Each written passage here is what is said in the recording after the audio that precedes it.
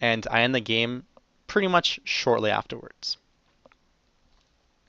So that's a situation where once you blink, or once you stun and then asphyxiate, you might steal the blink or you might steal the ice block, and either or, it's really a good situation to put yourself in because you know the mage can't get himself out of any CC. He needs to either use one of those two abilities, and both of those abilities will help you.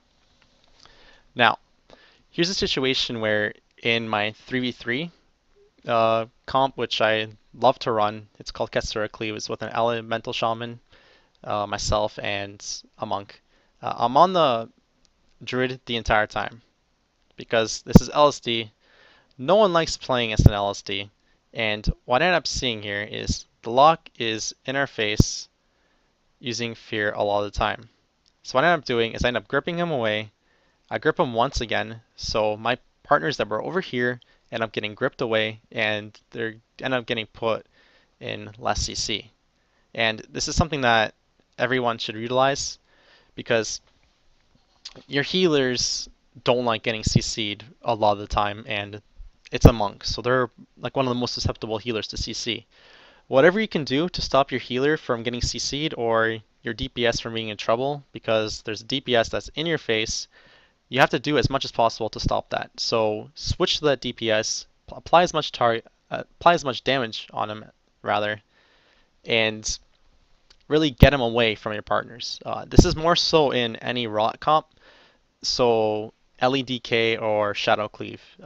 In something like a TSG or PhD, they really like to stay on one target for the entire time.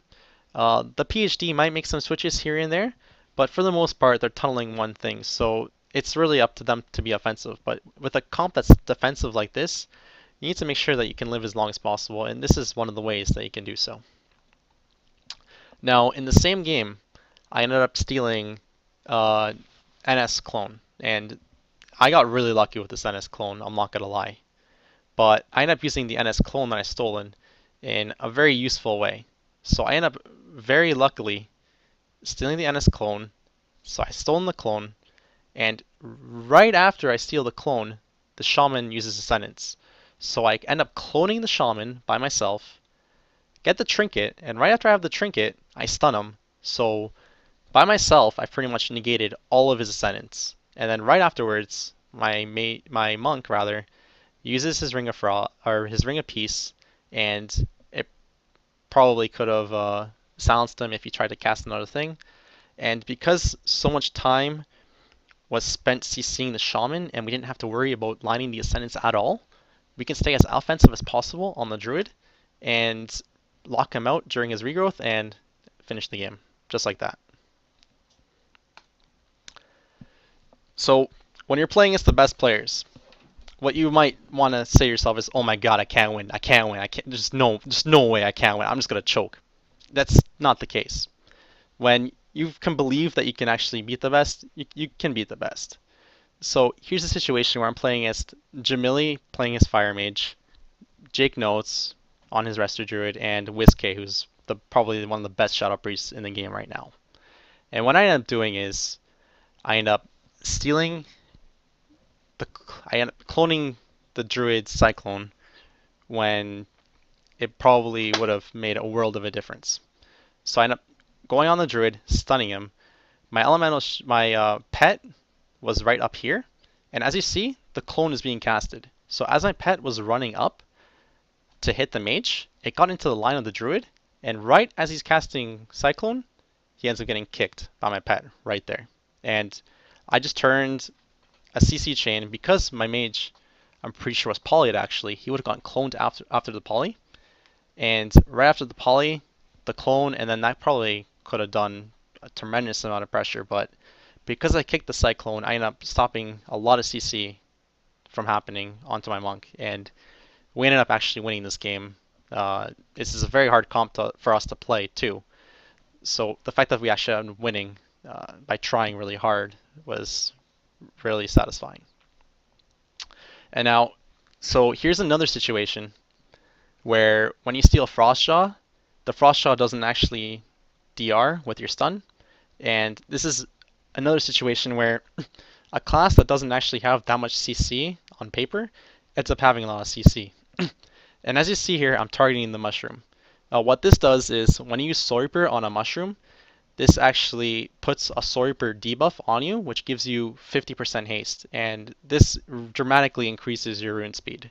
What I would end up doing is I would use the Soul Reaper, use up all my runes as possible, and then my runes regenerate that much faster. I haven't tested it out, or I don't know if it works in the way that you use Soul Reaper after everything has already been recharging, but the way how I use it anyways is I just Soul Reaper after I have all my runes up and then use the runes, and it regens my runes that much quicker. So what ends up happening here is I kill the mushroom, and my pet actually, or my Ellie Shaman actually ends up knocking Jamili. What this ends up doing is it buys me a little bit more time for my pet to actually stop the CC that is coming onto my monk. So as you see here, my pet is actually walling over while he's casting a polymorph, and then he ends up casting a Frostjaw because he wanted to kick, or he wanted to fake cast the polymorph. So he ends up doing the Frostjaw. I end up kicking the Frostjaw with my pet, with the Gnaw, and he ends up blinking over to us. He ends up casting the polymorph. That's fine and dandy. Here is an LOS trick that you can do on Dalaran that can actually help you put a little bit more pressure. So the Druid is somewhere in this vicinity. He's somewhere around this box. Jaw is right beside the steps. So what I will do is I will grip him once, grip him away, grip him so that he's LOS of his Druid, which is over here, and we can rain on him for like a second or two and get a lot more pressure on the target. After this, what ends up happening is he does in fact cast the Frostjaw, and because he cast the Frostjaw, I can actually steal it and use it on the Druid, which happens right there. When you're on the target, it's always going to be a lot easier to steal any CC that comes out. So afterwards, I get CC'd for a little bit longer. That's fine, because afterwards, I get the stun onto the Druid, and I make it so that there's still going to be like a little bit more pressure going out. In that case, there wasn't that much pressure that went out, but that was the general idea of the situation.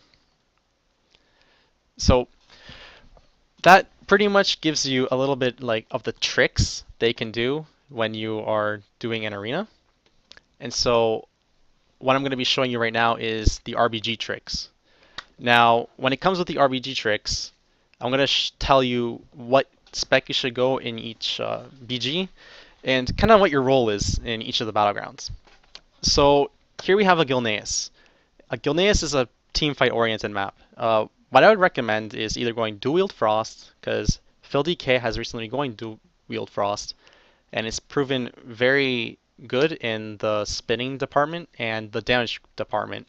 It's a lot more consistent damage. I don't think it's more burst based, but it's really good in a team fight where if you have a dot comp such as them, then it's really effective. But I like to go Unholy because I feel really comfortable with Unholy, and the surprise factor of it is really nice. So here's a situation where I actually have the speed boost from the Boots of Speed, and I end up gripping the Rogue away from his healers, which were all the way in the back there. So because I did this, I told all my partners, okay, get on this Rogue. And as soon as this happens, he freaks out. He ran as fast as he could, and that was just one way that I could have applied pressure. Now what's going to be happening here is because we already have the node, I'm going to be spinning it, which a lot of people might say I'm not really good at spinning the node, but that's besides the point.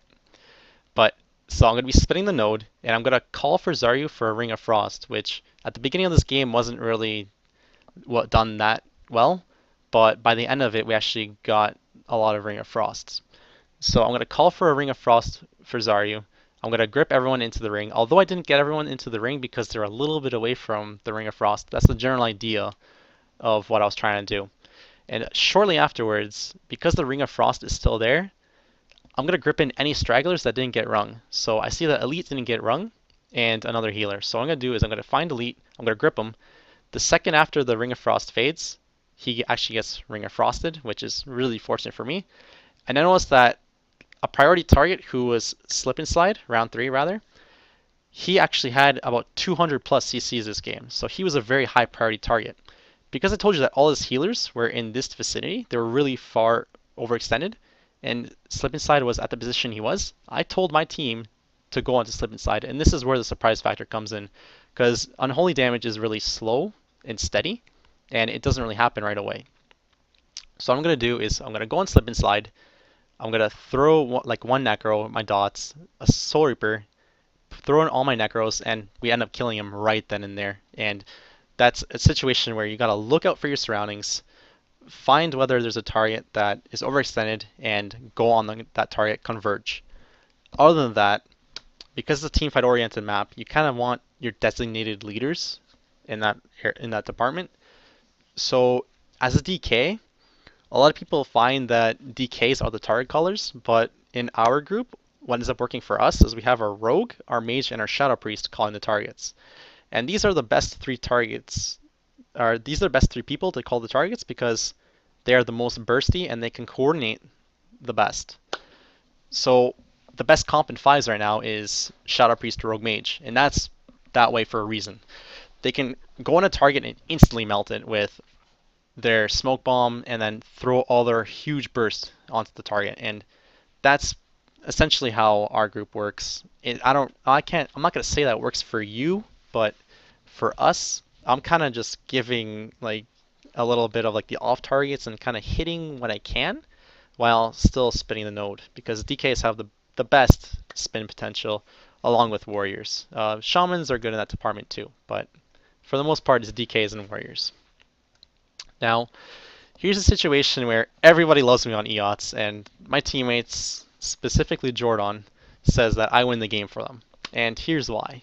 So you see here that I have my cursor put on the edge of the map, on the middle. So what I end up doing is I end up finding two targets, I end up putting my pet there, and as a result of that, I'm just spinning the node, because what our role in this map is to spin the node to do the team fight, and also what we can do really effectively is use our pet to knock off a lot of things.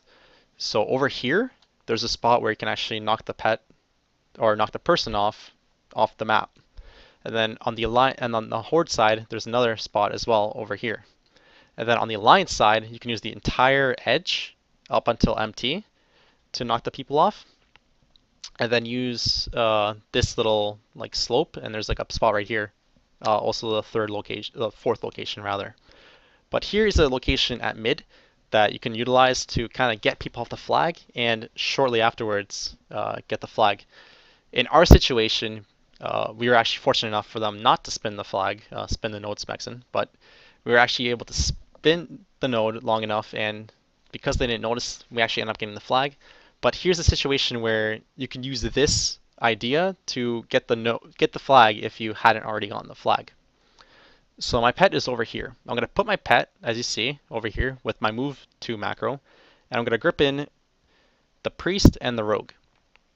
And my pet is already positioned right here. I grip in the rogue, I grip in the priest, I put my body to the pet, and I grip them both off, and that is how I kind of got two people that were going to chase our FC and kind of make it so that they had to walk a longer distance to get to him. And although it doesn't show them getting knocked off, it's the same idea, and this is essentially what you can do in Eye of the Storm. Now, in GILNEAS, our role is to slow the flag carrier and to spin the middle base. How you gauge what you do is once middle is fine and the flag carrier has the flag, then you want to make your way over to the flag carrier and grip them as many times as possible. But here's the situation where we're fortunate to have 3 of our people in mid versus 2 of their people. And this ends up becoming a situation which is very advantageous for us, because you never want to be undermanned in middle, and here's why. You really want to secure the bases and force the stalemate. So what ends up happening here is Birons gets the hex on the warrior, and as he's getting it hexed, I see the paladin. Now Birons is like, you know what? I'm just going to cap in this guy's face. He's an idiot. They don't have a dispel. So what ends up happening here is I end up gripping the warrior back once. I end up gripping the paladin back once. And although I didn't do it correctly this time, what I would do is I would Gorfine's Grasp so that I would use it on both of them. And you see the Gorfine's Grasp